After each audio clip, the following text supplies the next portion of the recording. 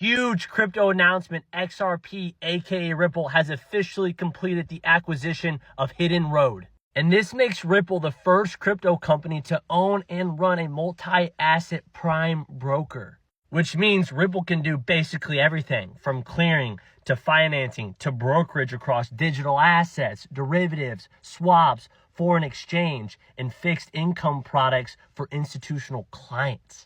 And with the Hidden Road acquisition being completed, that makes 5 acquisitions in the last 2 years alone for Ripple. And as the CEO, Brad Garlinghouse, said himself, XRP sits at the center of everything Ripple does. Lock in. And I couldn't agree more, Brad. It's time to lock in. XRP is the future.